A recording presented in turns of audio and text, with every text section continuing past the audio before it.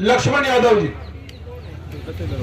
उस भाई को भी फूले साहब अम्बेडकर की वह बात करने के कारण उसको यूनिवर्सिटी से निकाला गया।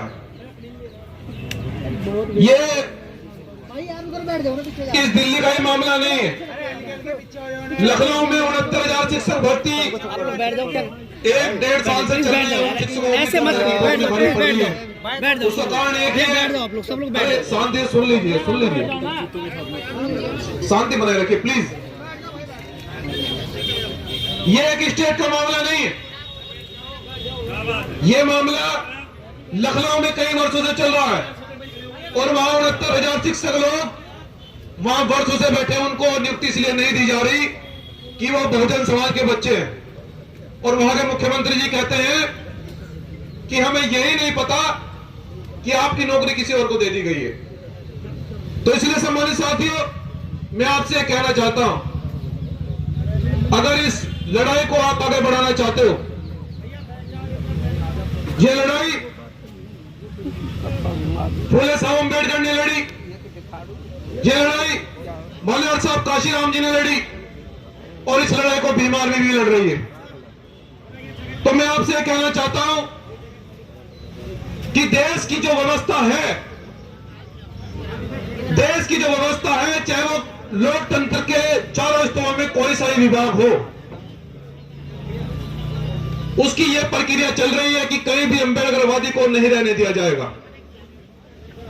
लेकिन भीम आर्मी की यह लड़ाई है कि अगर कहीं अम्बेडकरवादी के व्यक्ति को छेड़ा जाएगा तो वहीं हम लोग नीला करने का काम करेंगे। ये भीम आर्मी की लड़ाई, क्योंकि भीम आर्मी जय भीम संगठन के नेतृत्व में आप लोग जानते हैं कि लगभग 2 वर्षों से आरक्षण और जमीन का मामला चल रहा है और इस लड़ाई को आप पूरे देश के अंदर बड़ी मजबूती से आगे बढ़ा रहे हैं। वो लड़ाई आपके लिए इतनी महत्वपूर्ण है, अगर यहां दिल्ली यूनिवर्सिटी के अंदर आप लोग सोचिए आरक्षित सीटें पूरी होती, क्या उन प्रोफेसरों की जिम्मेदारी नहीं थी कि हमारी बहन को सस्पेंड कर दिया गया, कि उनको भी यहां जिम्मेदारी नहीं थी कि यहां बैठने की? यह उत्पीड़न इसलिए हो रहा है कि विभाग कोई भी हो, सबसे तुम्हें समाप्त करने की तैयारी पूरी आरएसएस के द्वारा की जा रही है। और ये लड़ाई आप लोगों को, क्योंकि हम लोग बाबा साहब को मानने वाले लोग हैं, महापुरुषों को पढ़ा रहे हैं, उनके लिए संघर्ष कर रहे हैं। और भीम आर्मी जय भीम संगठन ने भी आपको यही सिखाया है और प्रत्येक कार्यकर्ता उस पर पूरी निष्ठा और ईमानदारी से काम कर रहा है, मैं जानता हूं। इसलिए सम्मानित साथियों, हमारे जो है वरिष्ठ अधिवक्तागण है, उन्होंने कहा कि देश के अंदर 15% लोगों पर ही जमीनें क्यों हैं, क्योंकि ये मुख्य जड़ है। अगर हमारे लोगों के साथ में अत्याचार होता है, मैं इस पर प्रकाश इसलिए डालना चाहता हूं कि सबसे बड़ा कारण आपकी आर्थिक स्थिति कमजोर होना है, इसलिए आप लोग कामयाब नहीं हो पा रहे। बाबा साहब डॉक्टर अम्बेडकर ने आर्टिकल 16 के में यह कहा कि देश के अंदर कोई भूमि वंचित नहीं रहेगा। बाबा साहब ये कहते हैं और इसको सुरक्षित लिखा गया है। लेकिन मैं आपसे पूछना चाहता हूं कि बहुजन समाज के लोगों को तो फिर आपके पास कितने लोगों के पास जमीनें, आप लोग भूमि वंचित क्यों हैं? आपको वो जमीनें क्यों नहीं दी जा रही है? क्योंकि आरएसएस का एजेंडा एक ही है कि बहुजन समाज के लोगों को, जो डॉक्टर अंबेडकर जी ने कहा है कि जो बहुजन समाज के लोगों, देश के लोकतंत्र का जो सबसे बड़ा मंदिर है संसद, उस पर कब्जा करो। लेकिन आरएसएस ने एक प्लानिंग करी कि इनको सबसे बड़े मंदिर का जाने का रास्ता इनके लिए कैसे बंद किया जाए, इनकी आर्थिक कमर तोड़ दो, इनको गरीब बना दो, इनको मजदूर बना दो, आरक्षण को खत्म कर दो, सारी कंपनी को प्राइवेट सेक्टर में डाल दो, आरक्षण खत्म हो जाएगा, कोई डीएमएसएसपी नहीं रहेगा, कोई इनकी बात को नहीं सुनेगा। इसलिए भीम आर्मी जय भीम संगठन के द्वारा जमीनों का आंदोलन छेड़ा गया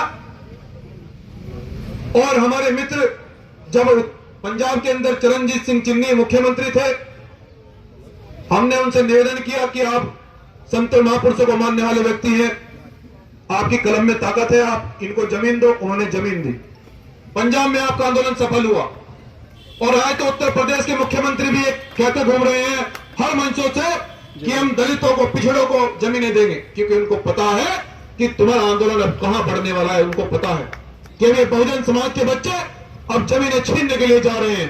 बहुजन समाज के लोगों में पूरे विश्वास के साथ आज दिल्ली की सड़कों से कहना चाहता हूं कि जिस दिन तुम्हारे पास जमीनें हो गई, किसी माई के लाल की डीएम, एसएसपी हो, चाहे सीएम और पीएम हो, चाहे देश का कितना ही बड़ा पदाधिकारी या कार्यकर्ता हो, किसी की हिम्मत इतनी नहीं होगी कि तुम्हें साथ जुल्म और जाति हो जाए, क्योंकि तुम आर्थिक रूप से मजबूत होंगे, तुम्हारे घर में लाइसेंस के रिवॉल्वर और कट्टे होंगे, तुम्हें कोई अत्याचार तुम्हारे पर शोषण नहीं होगा।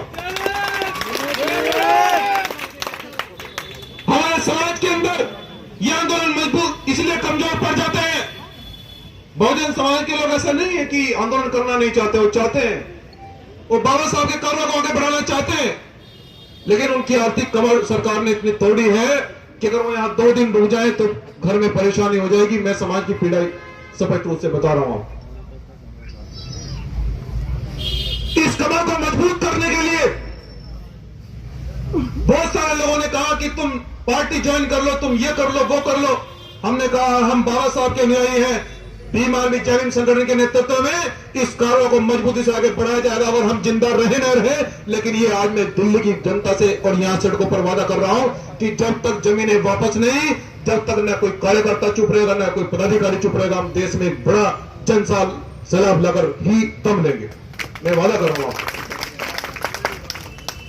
इस देश के अंदर जिस प्रकार से पिछड़ों के साथ में जुल्म किया जा रहा है, इस देश के अंदर मुसलमान भाइयों को एनआरसी के नाम पर सताया गया, कोई घटना ऐसी नहीं है जो लड़ाई आपने नहीं लड़ी। हमारे वकील साहब जानते हैं, और ये हम कोई एहसान नहीं कर रहे हैं, ये बाबा साहब का कर्ज उतार रहे हैं। लेकिन मैं आज हमारे जो सुप्रीम कोर्ट के वकील साहब हैं, मैं उनको आज मंच से कहना चाहता हूं कि आज भीम आर्मी को आप पर बहुत गर्व है, भीम आर्मी को आप पर गर्व है, और मैं इस बात को सीना तान कर कहता हूं कि बाबा साहब के सच्चे अनुयायी होने का काम आप ही कर रहे हैं वकील साहब।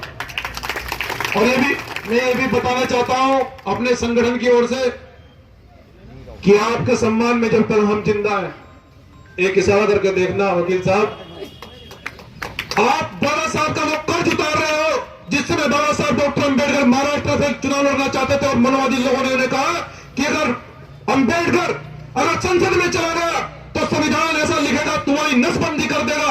जब जाकर पश्चिम बंगाल के मुसलमानों ने वहां कहा कि डॉक्टर अंबेडकर पश्चिम बंगाल से चुनाव लड़ेंगे, मुसलमान सब बैठ जाएंगे, डॉक्टर अंबेडकर को चुनाव लड़ा जाएगा। वो आज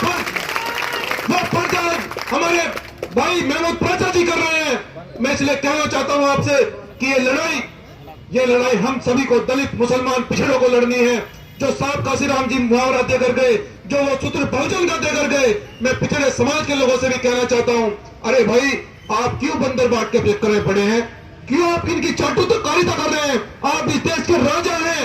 ये बाबा साहब फूले साहब अम्बेडकर कह कर गए, ये वो बता कर गए,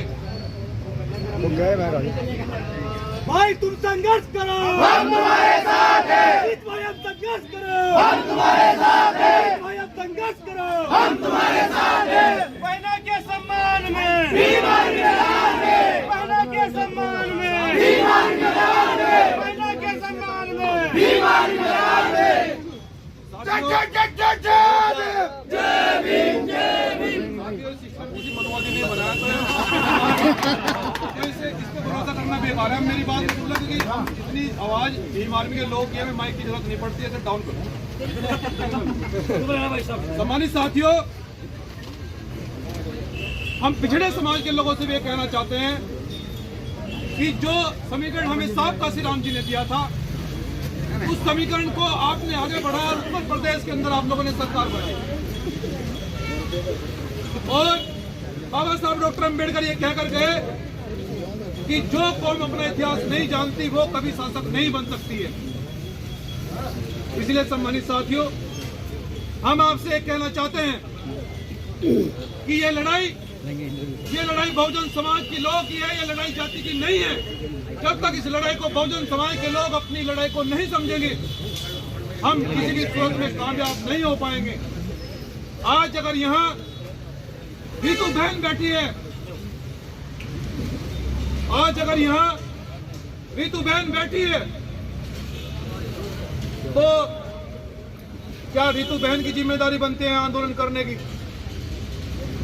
क्या हजारों बहन जो बाबा साहब के दिए हुए संविधान को मानती है और इस देश की बेटी है, क्या उनको इनकी जिम्मेदारी नहीं बनती? मैं यही कहना चाहता हूं कि बहुजन समाज के लोगों, चल गया वो कहावत है कि मेरा घर जलते देखने वालों, फूस का छप्पर आपका है, मेरे घर को जलते देखने वालों, फूस का छप्पर आपका है। आज नंबर मेरा है, कल नंबर आपका है, ये याद रखना। सम्मानित साथियों, तो इसलिए अगर आप इस आंदोलन को अगर कामयाब करना चाहते हो, मैं आप तमाम लोगों से कहना चाहता हूं और बहुजन मीडिया के लोगों से भी कहना चाहता हूं, आप लोग जानते हो कि कोई भी आंदोलन हुआ हो, कोई आंदोलन ऐसा नहीं जो हमने नहीं जीता हो। जिस आंदोलन की आवाज सरकार के कानों तक नहीं गई, आज तक कोई ऐसा आंदोलन दिल्ली में हमने नहीं करा। इसलिए हम ये चाहते हैं कि हो गई है पीर पर्वत से अब पिघलनी चाहिए, हो गई है पीर पर्वत से अब पिघलनी चाहिए। अब हिमालय से कोई गंगा निकलनी चाहिए।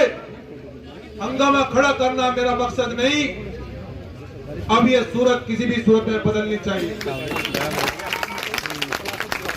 सम्मानित साथियों, हम आपसे यही कहना चाहते हैं कि आज हम इस यूनिवर्सिटी के कुछ अधिकारियों से बात करेंगे, क्योंकि आप लोग जानते हैं कि जमीन से जुड़े हुए लोग हैं। सवाल पूछेंगे लोग, गांव में पूछेंगे, शहर में पूछेंगे, कस्बे में पूछेंगे कि आप बहनों को सम्मान दिलाने के लिए, उनको न्याय दिलाने के लिए गए थे, क्या हुआ? इसलिए जब तक यहाँ के अधिकारियों से वार्ता नहीं, यहाँ से कोई नहीं लेगा। और मैं आपसे कहना चाहता हूं कि हमेशा एक बात याद रखना, बहुजन समाज के लोगों और भीम आर्मी जैन संगठन के कार्यकर्ताओं, बाबा साहब डॉक्टर अंबेडकर संघर्ष नहीं करते तो हम यहाँ नहीं होते, आप जानते हैं। वो बात अलग ही कि बाबा साहब के दिए पर लोग नमक हरामी कर रहे हैं, 95% लोग, वो बात अलग है। लेकिन बहुजन समाज के लोगों, बस ये याद रखना कि मरते दम तक संघर्ष जो करे उसे इसलिए अंबेडकरवाद कहते हैं।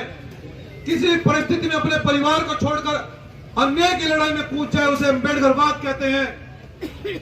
अपनी नौकरी को छोड़कर सामाजिक न्याय की लड़ाई में कूद जाए उसे अंबेडकरवाद कहते हैं। और अंबेडकरवाद के रास्ते पर चलना कोई गुड्डे गुड़िया का खेल नहीं है। लोग अपनी बेटी को घर से नहीं निकलने देते हैं। परिवार में जब कोई बेटी स्कूल ट्यूशन से 1 घंटा लेट हो जाती है तो परिवार परेशान हो जाता है।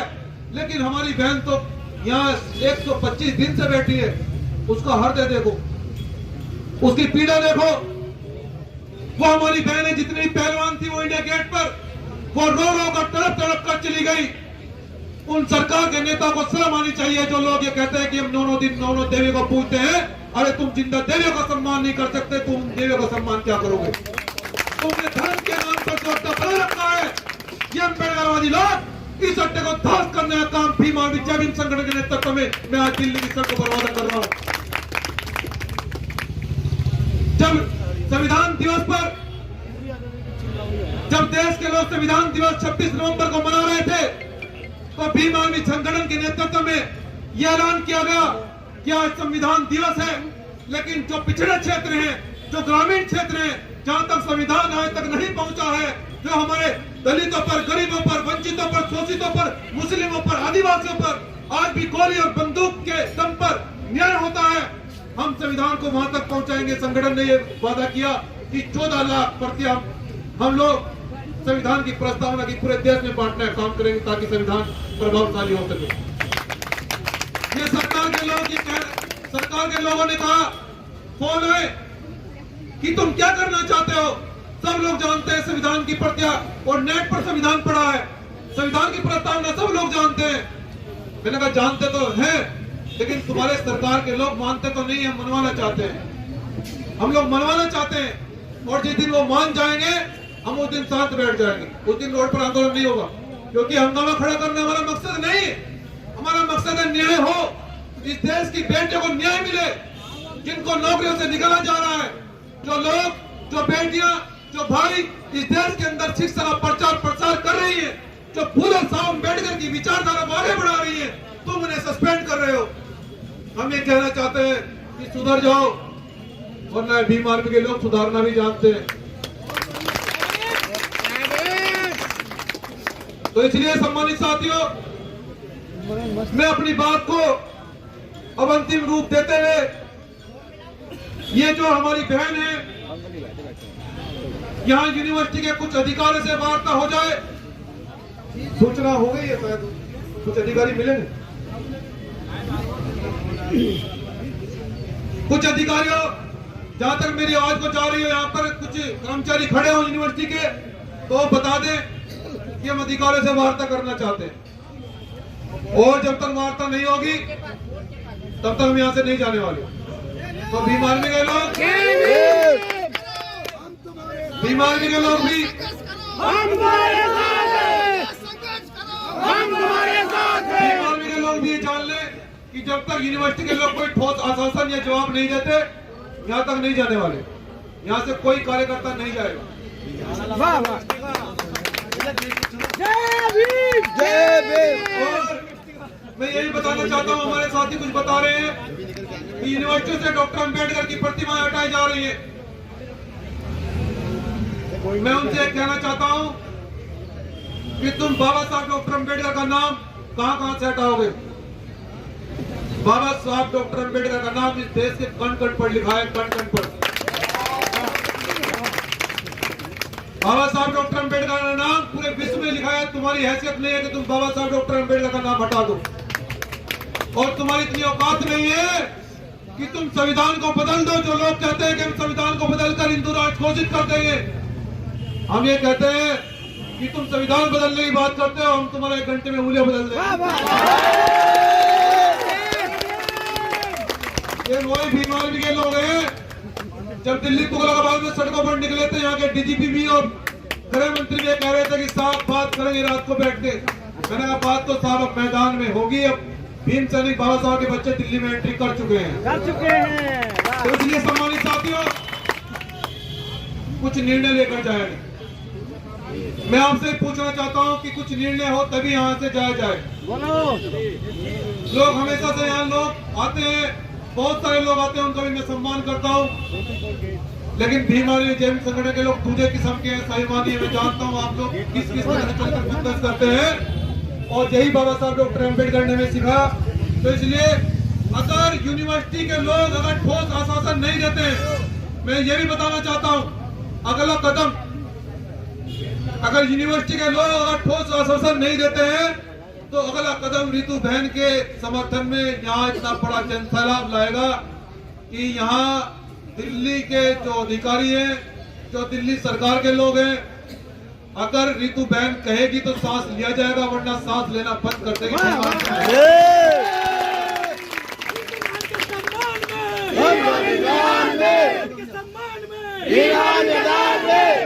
संघर्ष करो, हम तुम्हारे साथ हैं। संघर्ष करो, हम तुम्हारे साथ हैं। इसलिए सम्मानित साथियों, अपनी बात को ज्यादा लंबी न करते हुए गेट पर चलो भैया, हम चाहते हैं कि अधिकारी आए या हमें वहां चलना पड़ेगा, ये बहन बताएगी, वार्ता की जाए और फिर आगे की बात को बढ़ाया जाए। और जब अधिकारियों से वार्ता हो जाएगी, फिर हम 2 मिनट के लिए बोलेंगे कि अगला कदम क्या होगा।